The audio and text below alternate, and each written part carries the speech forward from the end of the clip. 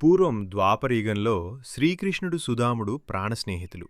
వారిద్దరూ సాందీపని ముని ఆశ్రమంలో కలిసి చదువుకునేవారు. ఒకే కంచంలో భోజనం చేసేవారు, ఒకే మంచంపై పడుకునేవారు. వారి స్నేహం ఎంత గొప్పదంటే ఎవరికి ఏ కష్టం వచ్చినా మరొకరు అండగా ఉండేవారు.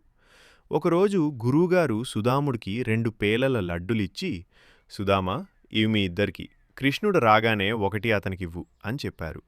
కాని సుదాముడికి కాస్త అత్యాశ కలిగింది. ఆ 2 లడ్డూలు తనే తినాలనుకున్నాడు. ఒక లడ్డూ తినేశాక రెండోది తింటుండగా కృష్ణుడు వస్తున్నట్టు గమనించాడు.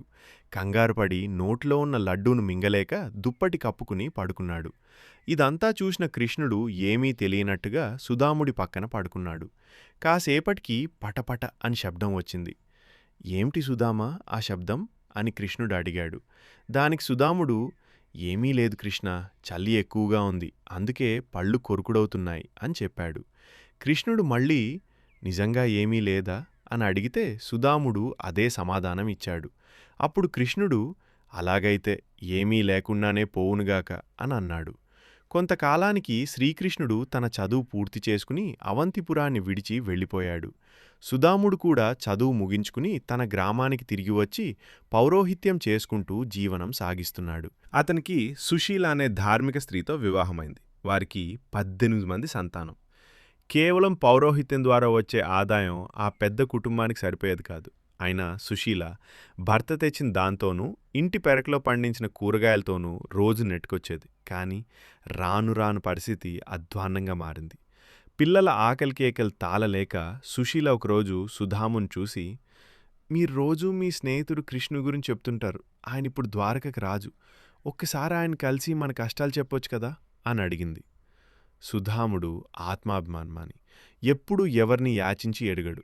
కానీ పాత స్నేహితుడిని కలిసే అవకాశం దొరికినందుకు సంతోషించి సరేనన్నాడు.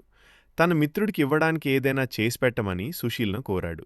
ఇంట్లో ఏమీ లేకపోవడంతో సుశీల ఇడుగు పొరుగు ఇళ్లలో అడిగి కేవలం 3 గుప్పెళ్ల అటుకులు తెచ్చింది.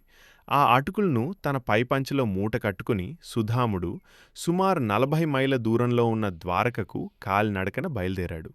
ద్వారకకు చేరుకున్న సుధాముడు రాజభవనం దగ్గరకు వెళ్లి ద్వారపాలకులతో తాను కృష్ణుడి బాల్య స్నేహితుడినని చెప్పసాగాడు.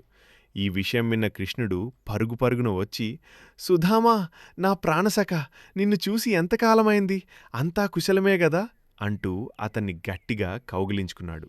కృష్ణుడు సుధాముణ్ణి రాజభవనంలోకి తీసుకెళ్లి స్వయంగా పాదాలు కడిగి సత్కరించాడు. రుక్మిణి స్వయంగా ఆతిథ్యమిచ్చింది. ఇంతలో కృష్ణుడి భార్యల్లో ఒకరు, ఇంతగా అభిమానించే స్వామివారి కోసం ఏమీ తీసుకొచ్చారో అని అడిగారు. అటుకులు చెమటలో తడిసి ముద్ద అవడంతో సుధాముడు వాటిని ఇవ్వడానికి తటపటాయించాడు. అది గమనించిన కృష్ణుడు, నా ప్రియమిత్రమా సుధామా, ఇంత దూరం నుంచి వచ్చిన నువ్వు నా కోసం ఏదో తెచ్చే ఉంటావు, నాకివ్వడానికి ఎందుకు సంకోచిస్తున్నావు అంటూ అతడి పైపంచలో ఉన్న మూట విప్పి, ఆహా, నా సఖుడు నా కోసం నాకిష్టమైన అటుకులు తెచ్చాడు అని ఆనందంగా అన్నాడు. కృష్ణుడు ఆనందంగా 2 పిడికెళ్ల అటుకులను నోట్లో వేసుకున్నాడు.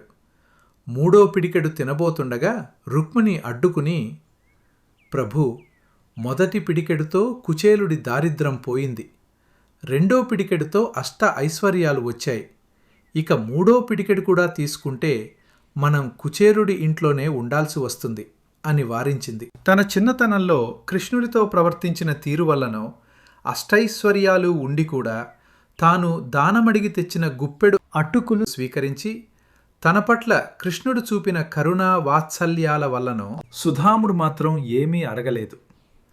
మరుసటి రోజు కృష్ణుని ఆలింగనం చేసుకుని ఏదో తెలియని అమితానందంతో సుధాముడు బయలుదేరాడు. తన గ్రామానికి చేరుకునేసరికి అక్కడ తన పేద కుటీరం కనిపించలేదు.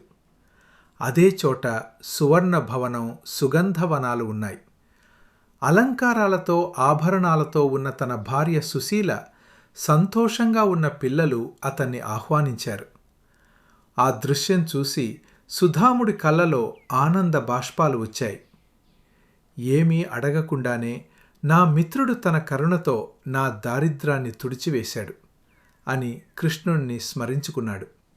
భగవంతుని పట్ల మనం చూపే భక్తి ఆర్తితో కూడినదై ఉండాలే గాని ఆర్థిక ప్రదర్శన అవ్వనక్కర్లేదని, సర్వశక్తిమంతుడైన భగవంతుడికి మనం ఇవ్వగలిగినది ఆయన మనకు ఇవ్వలేనిది రెండూ ఉండబోవని ఈ కథ ద్వారా అవగతమవుతుంది. ఈ కథ మీకు నచ్చినట్లయితే ఒక లైక్ ఇవ్వండి ఫ్రెండ్స్. హరే కృష్ణ అని కామెంట్ చేస్తూ మరిన్ని మంచి కథలకై మన ఛానల్ని సబ్స్క్రైబ్ చేయండి. ధన్యవాదాలు.